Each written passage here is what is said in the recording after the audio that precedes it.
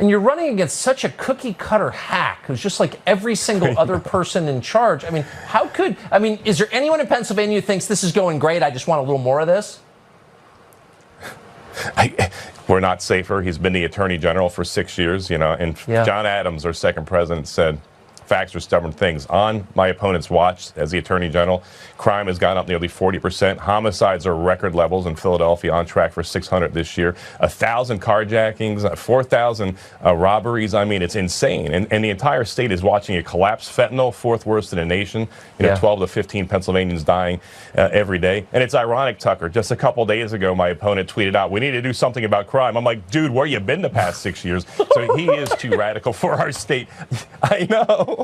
I mean, he's literally the chief law enforcement officer of a state that's falling apart because of crime and drugs. Like, maybe he should have to answer some questions. Doug Mastriano, I appreciate your coming on tonight. Thank you very much. Don't seem radical to me. Thanks for having me on. God bless you. So why is it that the left is all of a sudden so intent on putting your children in physical proximity to men dressed as women talking about sex? That used to be, like, illegal. But it's happening everywhere. We've got new footage from a Texas restaurant over the weekend. We'll talk to the man who filmed it. Plus, the show can reveal that a major Catholic university is promoting chemical castration for minors. We'll tell you who and where next. So it used to be, like last year, the one thing you couldn't do was sexualize children. You want to go do whatever you want in your personal life, no problem. No one's going to stop you or judge you. But you can't sexualize kids because they're kids. That's child molestation or a species of it. We're totally against this. The one thing we're against. All of a sudden, you're seeing footage, a lot of footage, of children being dragged to drag shows where transvestites are trying to sexualize them. It's all over the internet. So what is going on here? Now, you assumed that it was confined to places like Berkeley, California, or wherever, where the leading edge of weirdness. But that's not true. Sarah Gonzalez from the Blaze TV just attended an all-ages drag show last weekend in Plano, Texas. Here's some footage that she shot.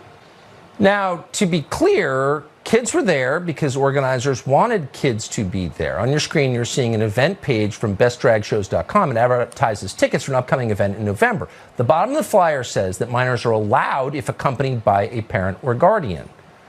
Now, apparently this is not a crime in the state of Texas. It's certainly a huge moral crime that nobody should accept. You're not tolerant if you accept this. Sexualizing children is totally wrong. It's the most wrong thing of all, and it just shows how totally passive and out of it the rest of us are, that we haven't acknowledged that and done something about it, actually done something about it. Sarah Gonzalez has done something about it. She works at Blaze TV. She joins us tonight. Sarah, thanks so much for coming on. Am I misreading this? I can't even say the lyrics on TV. I don't think I'm prude in any sense, but there are kids there. Like, what?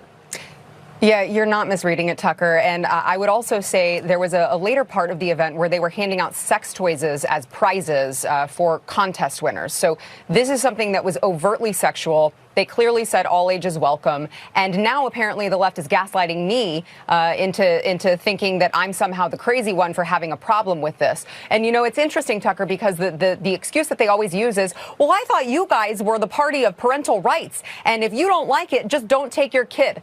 Parental rights does not apply to child abuse. This is clear child abuse. This is the sexual abuse of children, which we used to, the left and the right, we used to be able to agree was a really, really bad thing and we can't do it. But the left has become so radicalized that they are trying to normalize this and excuse it. So what about GLAAD and Equal Rights Campaign and these hugely well-funded gay rights groups that, kind of existed to push for gay marriage? They got it, great. But are they on board with this? I mean, this is such a moral atrocity. It's hard to believe that adults are for it, but they are. Yeah, I think that there is a subsector of adults within these organizations that are not, maybe don't agree with it, but they don't have the courage to speak up. They're scared of being canceled. And my message to them is you have to be on the right side of history here, because eventually we will win out, and you don't want to be caught on the wrong side or excusing this behavior. It's absolutely inexcusable. And anyone who does not stand up and speak out about it is just as culpable, quite frankly, Republican or Democrat.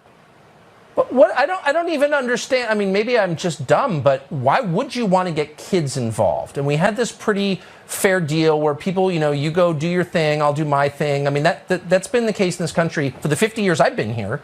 And all of a sudden it's like, no, we have to get kids involved. What? I mean, why? Why would you want kids involved? Yeah, I mean, I believe, Tucker, that it's a more sinister attempt by the left to, they want this radical country. The only way that they can achieve that is through complete chaos and confusion. And what is the best way to confuse children? Confuse them about their sexuality, confuse them about their gender, expose them to things that their little brains are not ready for yet. That is how they are confusing children. It is leading to chaos. And Big Daddy government, of course, can be there to pick us all up and take care of us at the end of it. It's just beyond belief. You can't get kids involved in your creepy sex stuff, period. It's just not, it's not complicated. And I appreciate your bringing this to light. Sarah Gonzalez, thank you. Thank you, Tucker. So that's all obviously a kind of child molestation. It's sexualizing kids. And adults, as you just saw, are encouraging it, and some are profiting from it. Hospitals are making a ton of money from it. They are sexually mutilating children for no medically justifiable reason whatsoever, destroying their lives. Remember, we were all against female genital mutilation? Remember that? It was only a couple of years ago. There are whole groups against female genital mutilation. But now genital mutilation is like the cutting edge of cool, and people are getting rich from it. Amber Athey, who's with The Spectator London, has done a lot of research on this. She's just obtained lecture slides from Georgetown School of Medicine, which was once a respected place. The Spectator published a story moments ago. Amber Athey joins us first on this show to explain what she found. Amber, thanks so much for coming on. So Georgetown University Hospital, right in Georgetown in D.C., been there many times. What are they doing? It's beyond disturbing. These students are being taught straight up lies and propaganda. And I want to point out that this is not some elective course. This is actually a foundational requirement for first-year medical students to learn about the human reproductive system and human sexuality. And in this course, Dr. David Reitman, who is actually a practicing pediatrician at Georgetown University Hospital and looks exactly as ghoulish as you might expect, by the way, is teaching these students that if they don't subscribe to the idea that transgender children need to be put on puberty blockers followed by hormone therapy and eventually surgical sex changes, that their patients are probably going to commit suicide. It's a form of emotional blackmail. And he straight up lies about the negative side effects of these so-called gender-affirming treatments, claiming that puberty blockers, for example, are fully and completely reversible, which we know is a lie, because children who have been on these for years report insane side effects like osteoporosis, they report mental deficiencies, they report infertility in some cases, tragically. So this doctor, and Georgetown by extension, is pushing propaganda on medical students for financial and political expediency. Where are the Jesuits? It's a Jesuit school. It's affiliated with the Catholic Church, which you wouldn't think would want to be within 100 miles of any story where kids and sex intersect. Why would the Catholic Church, and I'm pro-Catholic, I'm just for the record, but like, why would the Catholic Church have anything to do with this? Why wouldn't they immediately say to Georgetown, you can't do this, or you're no longer a Catholic college? The fact that this is happening at a Catholic school, Tucker, I think really speaks to just how deep demonic influences have embedded themselves in our culture. I spoke to multiple Catholic ethicists for this story who made quite clear that this is completely inappropriate and a huge violation of Catholic medical standards. The Catholic Church, and especially its education arms, are supposed to be teaching objective truth and biological reality. And the truth is that no matter how many drugs you pump into a child, no matter how many surgeries you put someone through, they can never be a member of the opposite sex. And God creates all of his children with love. He doesn't create his children in the supposed wrong body. Well, exactly. And it was just not that long ago they were telling us born this way, which, I kind of accept. You should accept people as they are born. But now, no. You got to get the doctors with the scalpels and the pharma drugs in there to destroy them. It's really all bewildering. Amber Athey, thank you so much for your reporting on this. Thank you, Tucker. So you wouldn't think at this point, boy, they're doubling down on crazy, right? Because they think they're about to lose power on November 8th. But the CDC is now trying to force children to take the COVID vaccine. You thought those debates were over. They're not. They're accelerating. Unless your kids take the vax, according to the CDC, they can't be educated in this country. Amazing story. Dr. Marty McCary joins us after. So we're on the brink of an actual financial crisis, and it could be a historic financial crisis, and no one who's paying attention should really be surprised by that because it's been slowly unfolding for more than a decade, since at least 2008. And the Federal Reserve has, of course, driven it. Its main sin has been printing money with nothing to back it, devaluing the currency, making you poorer without you noticing it. That's a crime, but no one was ever punished for it. In fact, Former Fed Chairman Ben Bernanke just got a Nobel Prize for handling the financial crisis, bailing out the banks. Ooh, let's give him a prize. But not everybody who understands macroeconomics is on board with this. Some of them understand exactly what happened and its effects on you and everyone else in this country. Stephanie Pomboy is definitely one of them. She's the CEO of Macro Mavens, which gives financial advice to firms, and a very smart and very clear-thinking person. So we sat down with her for an hour for a new episode of Tucker Carlson today. We're going to bring you an excerpt from it. Here it is.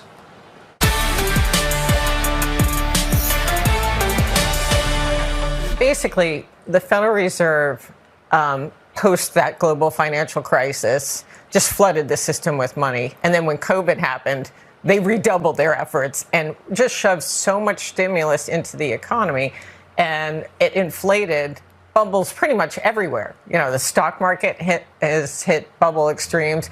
The housing market went bananas. And then the corporate bond market, for example, junk-rated borrowers were borrowing at 4% interest rates. I mean, 4%? That's hardly any compensation for risk if you're lending to a company that's a junk-rated company. So basically... And by junk-rated, you mean that's the evaluation of the likelihood that company will repay its debt? Exactly. Categorize those companies as, you know, having the least likelihood of actually being going enterprises. So that's a risky proposition to loan a bunch of money to someone who's likely not to pay it back. Absolutely. But what got us to this point is that the Federal Reserve, the more you push interest rates down, the more you force people to take those risks. Because if you say to somebody who's trying to save for retirement, well, you can get 0% in your savings account. Yeah, I mean, you can't. The miracle of compounding is gone. So how are you going to get enough money to retire on? You have no choice but to kind of take more risk. Yes. So you've got to, at first you try to buy some investment grade paper, but that's only yielding 3%. That's not even going to break even with inflation. So you start going farther and farther out the risk curve. So what happens is until you wind up with crypto. Oh, that's a whole I'm not other attacking crypto. I'm just saying, but that's what that is. Right. No, it's pure speculation. It's interesting how the people in charge never want to talk about economics. They want to talk about race and